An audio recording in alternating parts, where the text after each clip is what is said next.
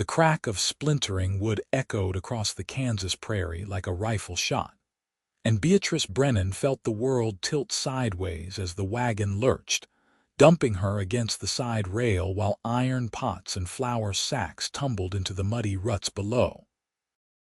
Her skirts caught fast beneath the listing frame, pinning her awkwardly as pain lanced through her swollen belly.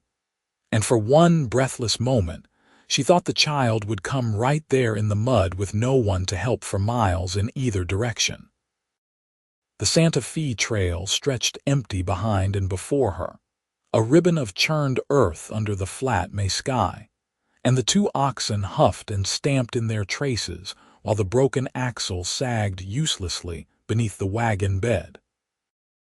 Beatrice struggled against the weight pressing her down, her breath coming short and panicked. The baby kicked hard against her ribs as if protesting this sudden violence. Then hoofbeats drummed close, and a man's voice called out something she could not quite hear over the blood pounding in her ears. She twisted to see a rider dismounting in one fluid motion, a tall figure in worn leather and a wide-brimmed hat, leading a string of perhaps a dozen horses behind his own mount. He moved with the kind of quiet efficiency that spoke of years in open country, his boots hitting the ground without hesitation. "Hold still," he said, and his voice carried a steadiness that cut through her rising panic. He dropped to one knee beside the wagon, assessing the angle and the trapped fabric in seconds. "The whole frame needs lifting. Can you pull yourself free once the weight comes off?" Beatrice nodded, not trusting her voice.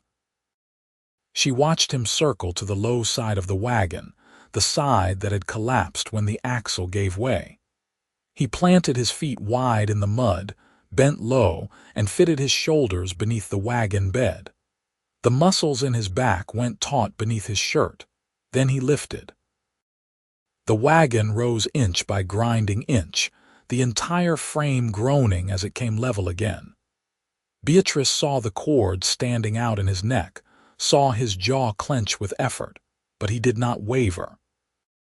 He held 1,000 pounds of wood and iron and supplies steady, while she tore her skirts free and scrambled backward onto solid ground. Only when she called out that she was clear did he lower the wagon carefully back down, breathing hard but controlled. He straightened slowly, rolling his shoulders, and turned to face her properly for the first time. He had a weathered face that looked somewhere past 30, with dark hair and gray eyes that carried a kind of permanent watchfulness.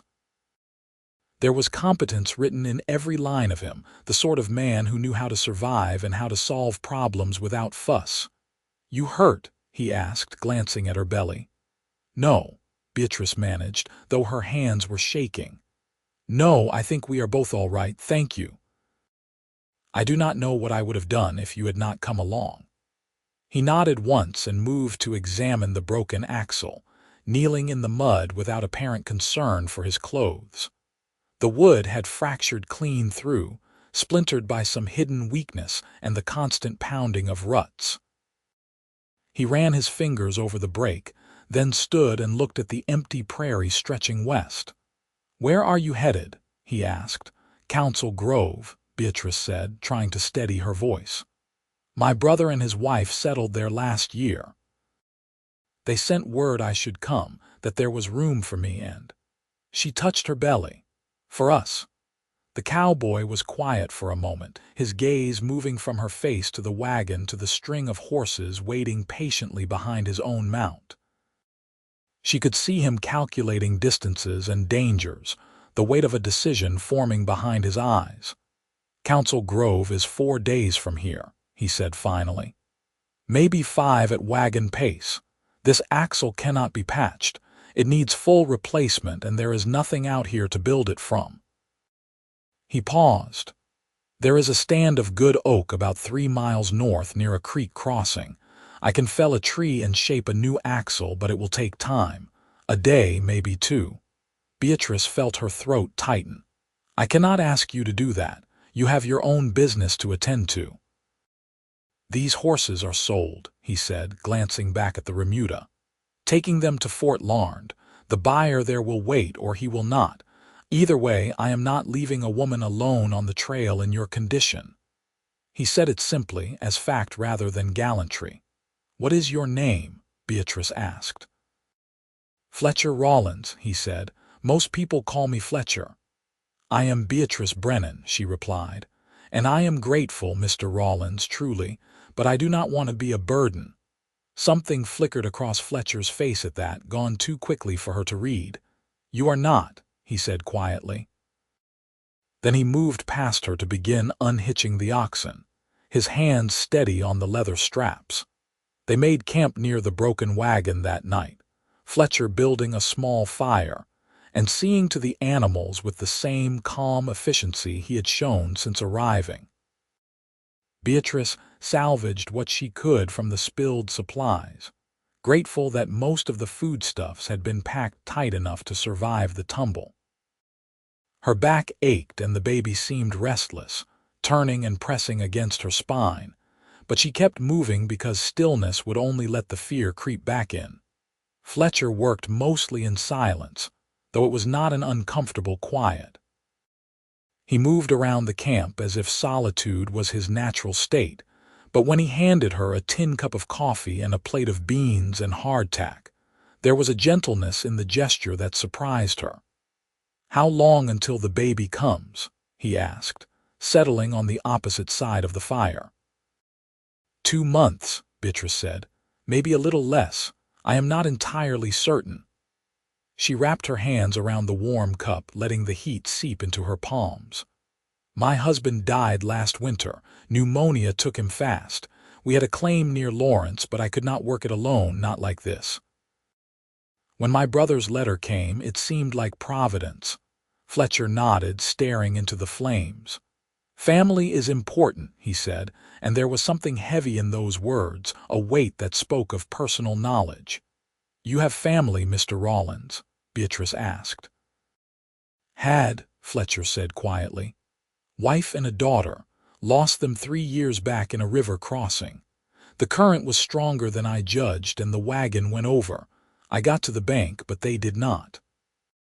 He said it without inflection, as if reporting someone else's story, but Beatrice saw his hands tighten around his own cup. "I am so sorry," she said, and meant it with her whole heart. Fletcher shook his head slightly.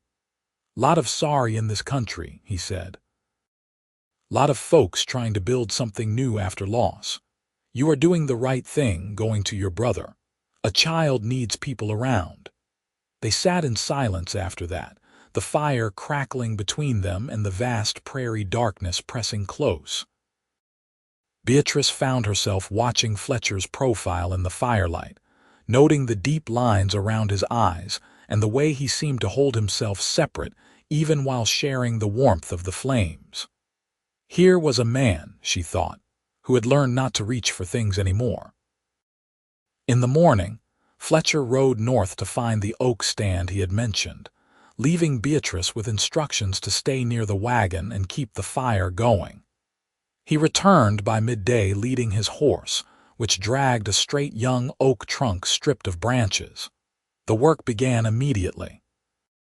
Beatrice had never watched someone shape an axle before, and she found herself fascinated by Fletcher's methodical approach. He measured the old axle against the new wood, marking lengths with a piece of charcoal, then began the slow process of stripping bark and shaving the oak down to the proper diameter.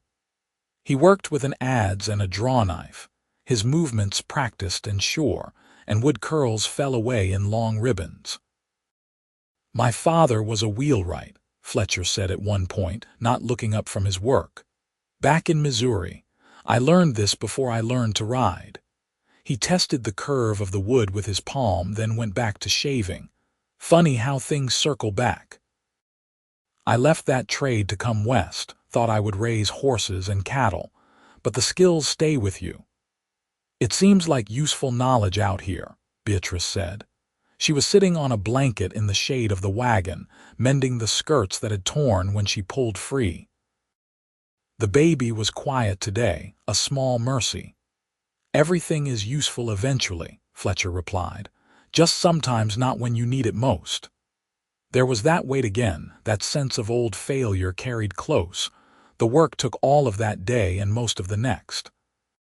Fletcher shaped the axle with painstaking care, testing the fit repeatedly, making minute adjustments. When he finally fitted it into place and drove the retaining pins home, Beatrice felt a surge of relief so strong it brought tears to her eyes. Fletcher checked the wheels, greased the hubs, and rehitched the oxen as if it was the simplest thing in the world. "We can make Council Grove in 4 days if the weather holds," he said, wiping his hands on a rag. "I will ride along if that suits you." "You would do that?" Beatrice asked. "What about your horses, your buyer?" Fletcher glanced at the remuda, grazing peacefully nearby. "Fort Larned is on the way, near enough. I will deliver them late, that is all. Some things matter more than punctuality." They set out the next morning, the wagon rolling smoothly on its new axle while Fletcher rode alongside. The rhythm of travel settled over them, the creak of wheels and the steady plod of oxen marking the hours. The prairie stretched endless and the sky arched huge overhead, and Beatrice found herself grateful for Fletcher's quiet presence. He was not a talkative man, but he proved to be good company in his own way. He pointed out landmarks, told her when to expect water, and each evening he made camp with the same efficient care. He hunted twice, bringing back rabbits that he cleaned and cooked without fuss. He never spoke of his losses again, but Beatrice saw them in the way he moved, in the careful distance he maintained even while helping her. On the 3rd day, Beatrice felt a cramping pain that made her gasp and grip the wagon seat. Fletcher noticed immediately and pulled his horse close. "What is wrong?" he asked, his voice sharp with concern. "Just a pain," Beatrice said, breathing through it. "It passed. The baby is active today, that is all." But Fletcher's eyes stayed worried, and that night he insisted on making camp early near a creek with good water. He helped her down from the wagon seat with unexpected gentleness, his hand steady under her elbow. "You should rest," he said. "We can take an extra day if needed." "I am fine," Beatrice insisted, but she was grateful when he spread blankets for her near the fire and brought her water without being asked. The pain did not return, but she felt the baby shifting constantly, as if making ready for the journey into the world. That night, sitting by the fire, Beatrice found herself talking more than she had in months. She told Fletcher about her husband, about the small claim they had tried to work, about the dreams they had shared and how quickly they had crumbled. Fletcher listened without interruption, his face thoughtful in the firelight. "You loved him," Fletcher said when she finished. "I did," Beatrice replied. "But love does not stop the cold or the sickness. Love does not make the land easier or the winters shorter." She looked across the flames at him. "You understand that, I think." Fletcher was quiet for a long moment. "I understand that strength is not always enough," he said finally. "That you can be capable and prepared and still watch everything slip away. I have spent 3 years thinking I failed them because I was not strong enough, not fast enough. But the truth is, some things are just bigger than what one man can hold." "You carry it like a curse," Beatrice said softly. "Maybe it is," Fletcher replied. "What use is strength if it cannot protect what matters?" "The same use as any other gift," Beatrice said. "You do what you can when you can. You lifted that wagon when I needed it. You built an axle when I was stranded. You are riding with me now when you could have left me with directions and good wishes. That is not useless, Fletcher. That is everything." He looked at her then, really looked at her, and something shifted in his expression. Not quite hope, but perhaps the faint shadow of it. He did not reply, but he did not need to. The words hung between them like a bridge beginning to form. They reached Fort Larned on the 4th day. Fletcher delivered his horses to a buyer who grumbled about the delay but paid without real complaint, and Beatrice waited in the wagon outside the stockade walls. When Fletcher returned, he had fresh supplies and a thoughtful look on his face. "Council Grove is 2 days from here," he said. "But if you need to rest, there are people at the fort who could help." "I want to keep going," Beatrice said. "I am so close now." They pushed on, following the trail northeast through rolling grassland dotted with wildflowers.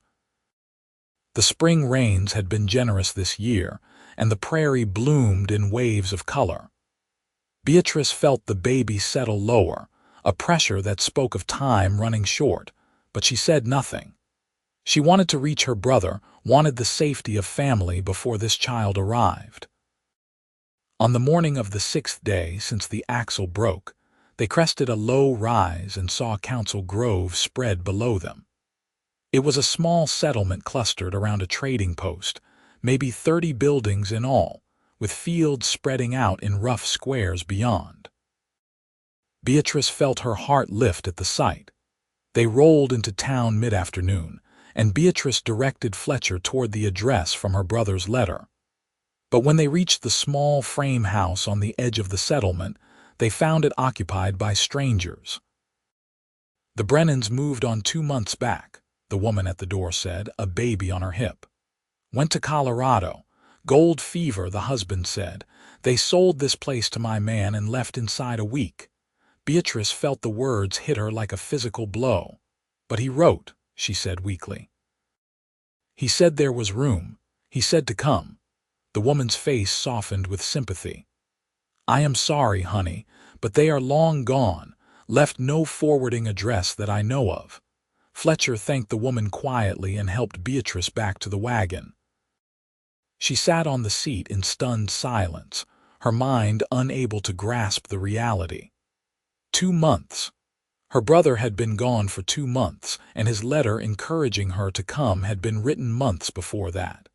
She had traveled all this way, had broken down and been rescued and rebuilt, and for what? To arrive at an empty house owned by strangers. "What will I do?" she whispered. Fletcher was quiet beside her, his hands resting on the reins. She could feel him thinking, measuring options. Finally, he spoke. "There is a valley about 20 miles west of here," he said slowly. "Good water, timber, and grassland. I rode through it once on a cattle drive and thought it would be a fine place to settle. I have been saving money these past 3 years, not spending on much of anything. Enough to file a claim and build something solid." He paused, then turned to look at her directly. "You could come with me, not as charity but as partners. I can build and work the land, and you need a place for that baby. We could make something there." Beatrice stared at him, her mind reeling. "You are offering me a home." "I am offering us both one," Fletcher said. "I have been drifting since I lost them, doing jobs and moving on because staying anywhere felt wrong. But maybe that is just another kind of giving up. Maybe the right thing is to plant roots again, to build something that lasts." He met her eyes steadily.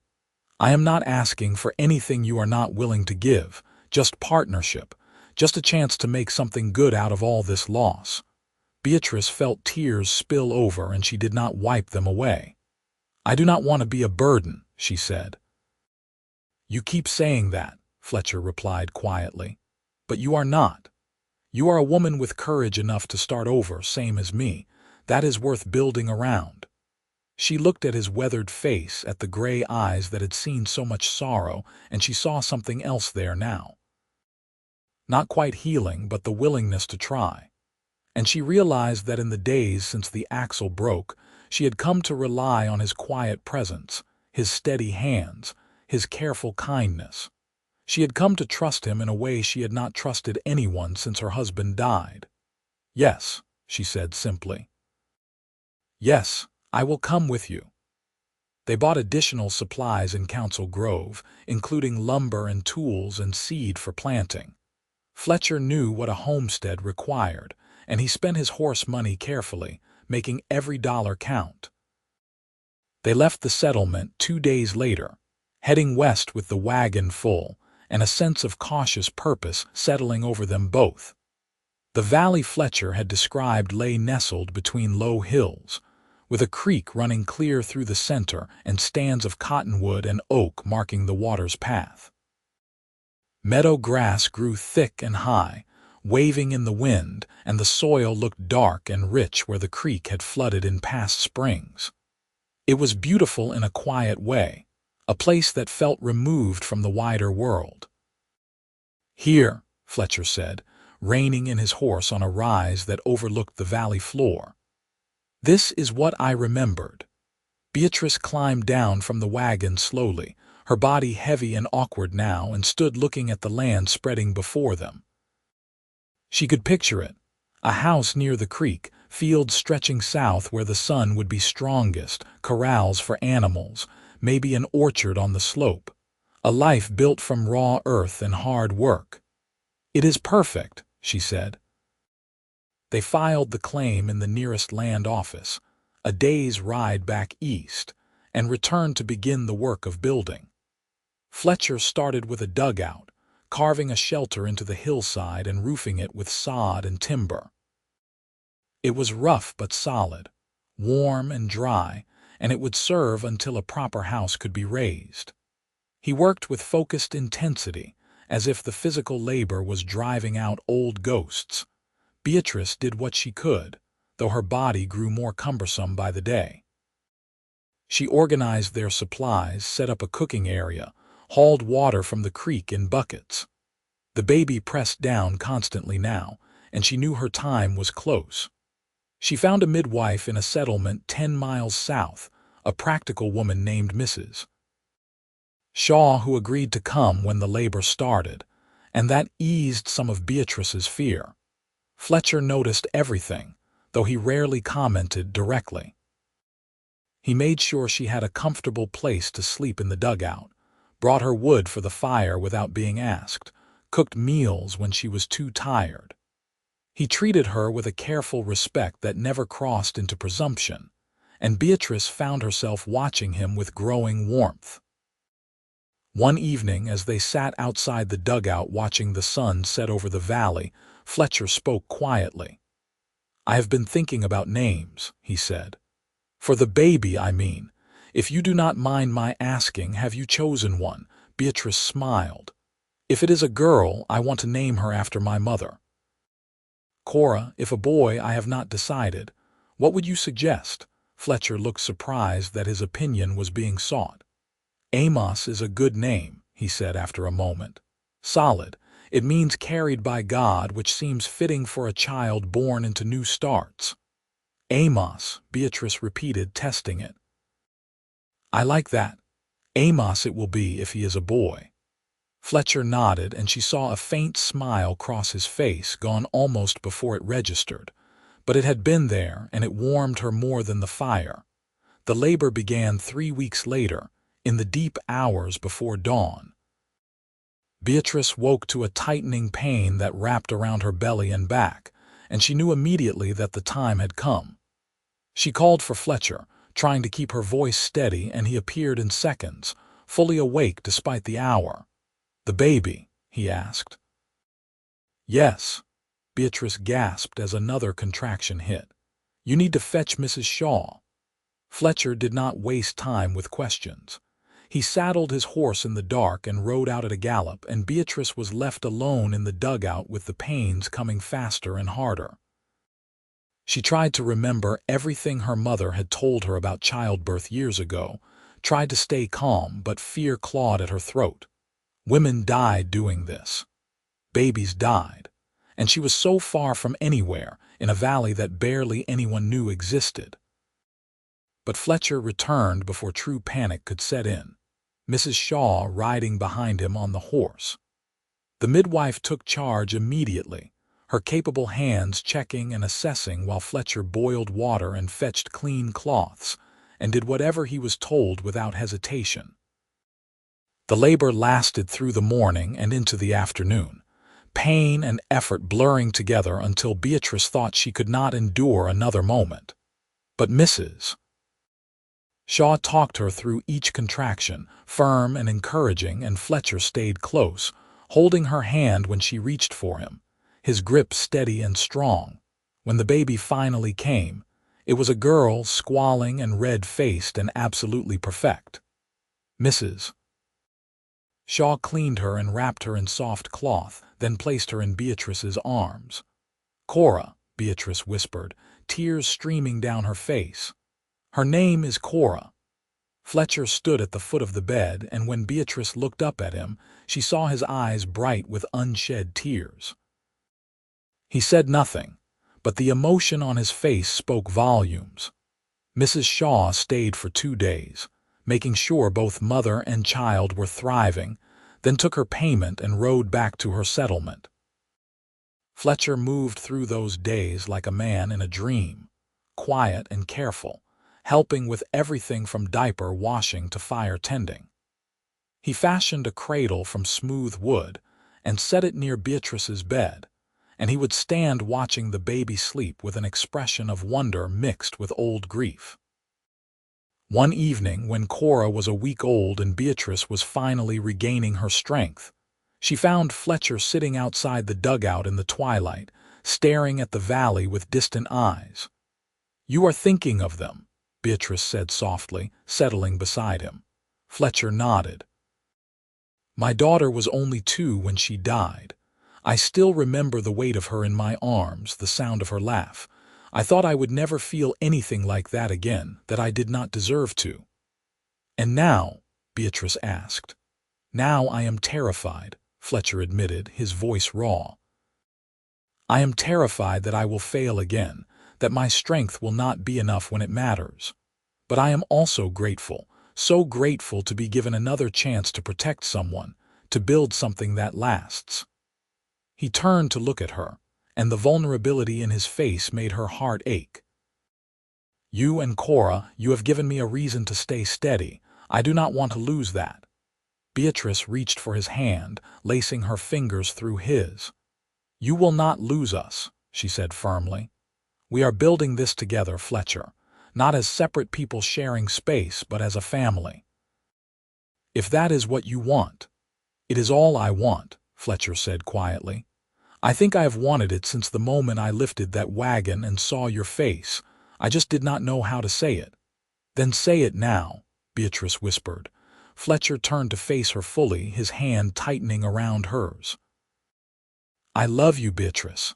I love the strength in you, the way you keep moving forward no matter what breaks. I love your courage and your kindness. I want to build a life with you, a real life. Not just as partners, but as husband and wife, if you will have me." Beatrice felt joy flood through her, bright and warm. "I love you too," she said.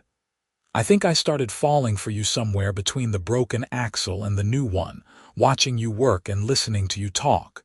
You are a good man, Fletcher Rawlins, and I would be honored to be your wife." He kissed her then, gentle and careful as if she might break. But Beatrice kissed him back with all the feeling in her heart, sealing the promise between them. They were married a month later, riding to the nearest settlement with Cora bundled safely between them, and finding a circuit preacher who performed the ceremony in a small clapboard church. It was simple and quick, with strangers for witnesses, but it felt more real than anything Beatrice had ever known. When Fletcher slipped a plain gold band on her finger, she saw the shadows lift from his eyes, replaced by something bright and alive. They returned to their valley and threw themselves into building. Fletcher raised a proper house over the summer, a solid frame structure with real windows and a stone fireplace. Beatrice planted a garden near the creek, vegetables and herbs, and she tended it while Cora napped in the shade. They acquired chickens and 2 milk cows, and Fletcher built a barn and corrals with lumber hauled from Council Grove.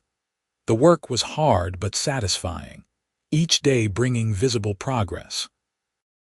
And at night, in the house they had built together, Fletcher held Beatrice close and whispered his love into the darkness, and she knew that she had found something rare and precious.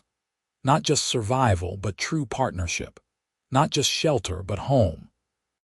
Cora grew fat and happy, learning to crawl and then to walk, her laughter filling the valley. Fletcher was devoted to her, patient and gentle, and Beatrice watched him heal in increments, the old guilt loosening its grip as new joy took root. In the second year, Beatrice became pregnant again, and when the time came, she delivered a boy with Fletcher beside her and Mrs. Shaw attending. They named him Amos, as they had discussed, and Fletcher cradled his son with shaking hands and tears streaming down his face. "I will keep you safe," he whispered to the baby. "I will give you everything I have." The years spun out in cycles of planting and harvest, of growth and building. Fletcher established a Wainwright business in addition to their farming, using his father's old skills to build wagons and wheels for settlers passing through. The work brought in steady money, and their homestead prospered. Beatrice managed the house and garden and animals, and together they created something that felt permanent and solid. 3 more children followed.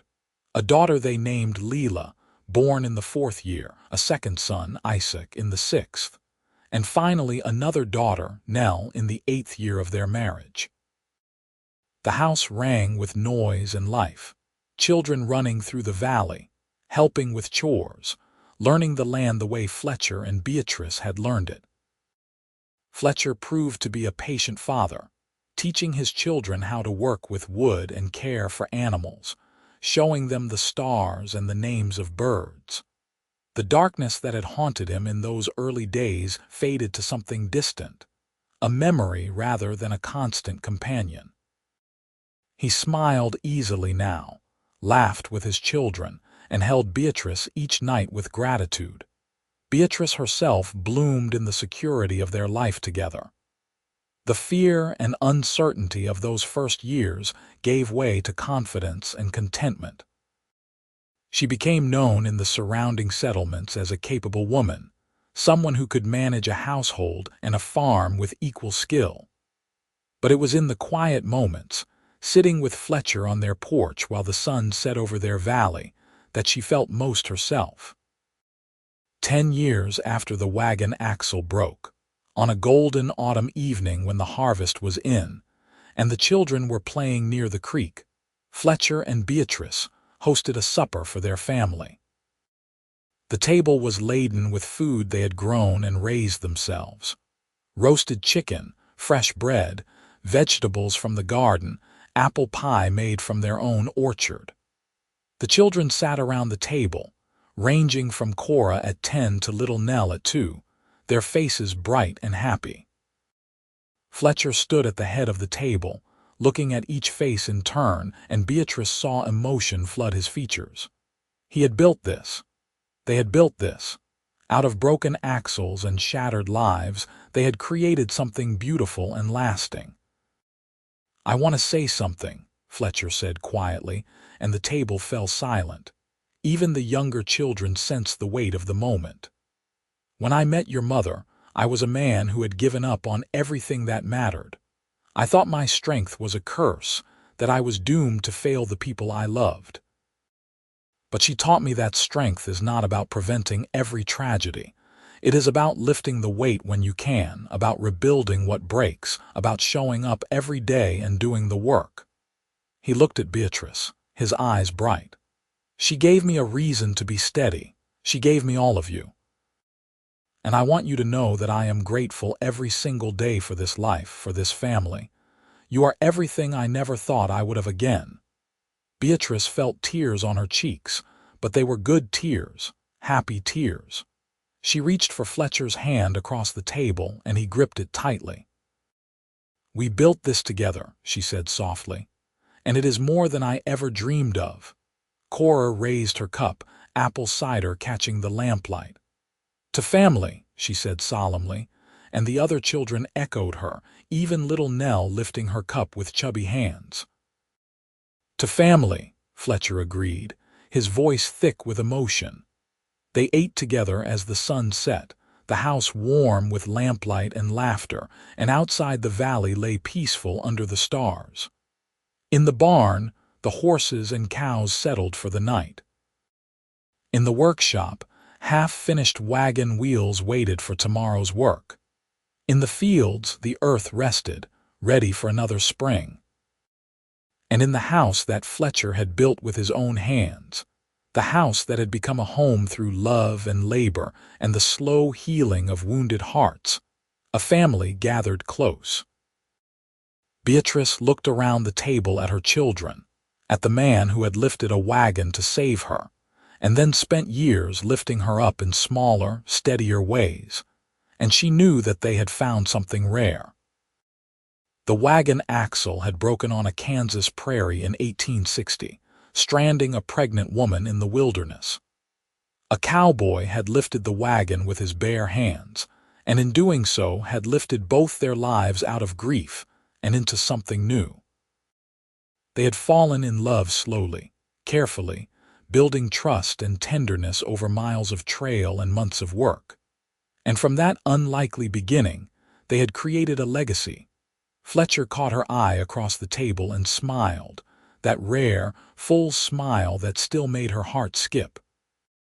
She smiled back, thinking of all the years stretching ahead, of grandchildren not yet born, of harvests yet to come. The valley would hold them all. The house would shelter them. And the love they had forged would be the axle on which everything else turned, solid and true and strong enough to carry whatever weight the years might bring. Outside, the wind moved through the grass with a sound like distant water, and the stars wheeled overhead in their ancient patterns. Inside, the supper continued, voices rising and falling, children squabbling gently and parents mediating with patient authority. It was ordinary and perfect, the kind of happiness that comes not from grand gestures but from daily faithfulness, from promises kept and work shared. Beatrice helped Cora clear the dishes while Fletcher took the younger children outside to see if they could spot the first stars. Leela clung to his leg, Isaac demanded to be carried, and Nell toddled after them all, determined not to be left behind. Beatrice watched them go, her heart full to bursting. "Mother," Cora said quietly, stacking plates. "Are you happy?" Beatrice looked at her eldest daughter, seeing the intelligence in her eyes, the beginnings of the woman she would become. "Yes," she said simply. "I am happier than I ever thought possible. Are you?" Cora nodded. "I like it here. I like that Father builds things and you grow things and we all work together. It feels solid, like nothing bad can shake it." "Things will shake it," Beatrice said honestly. "Life always brings challenges. But we are strong enough to handle them as long as we stay together."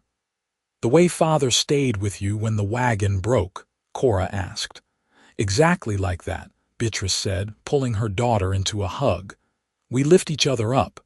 That is what family does."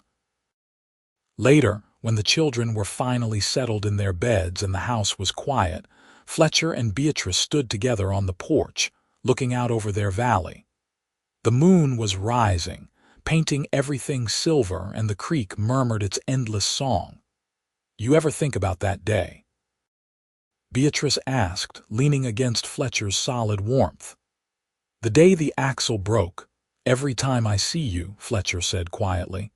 "Every time I hold one of our children. Every time I wake up in this house. That broken axle brought me back to life, Beatrice. It gave me everything." "It gave us both everything," Beatrice corrected. She turned to face him, framing his weathered face with her hands.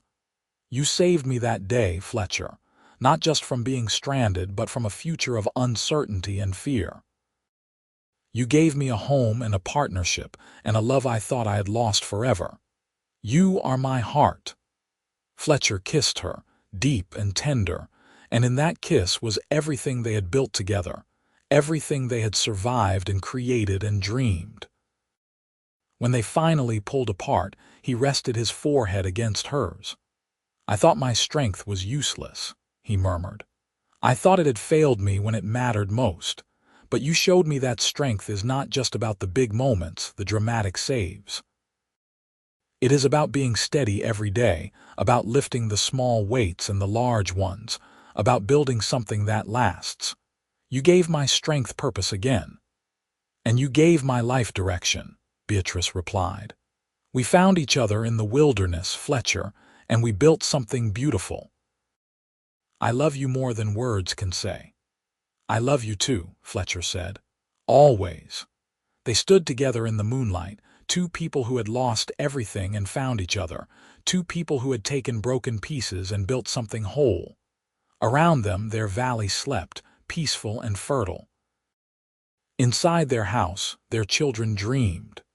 And above them, the stars shone steady and bright, witnesses to promises kept and love sustained. The wagon axle had broken, but from that breaking had come mending of a deeper kind. A cowboy had lifted a wagon with his bare hands, and in the years that followed, he had lifted a whole family into being, steady and strong and full of love. And the woman he had saved him right back, teaching him that strength was not a curse, but a gift, meant to be shared and used and celebrated. They had built a home in a Kansas valley, Fletcher and Beatrice Rawlins, and they had filled it with laughter and work and children who would grow strong in the shelter of their parents' love. It was a small story in the vast sweep of the westward expansion, but it was theirs, complete and true. And as they stood together under the stars, hands clasped and hearts entwined, they knew that whatever the future held, they would face it together.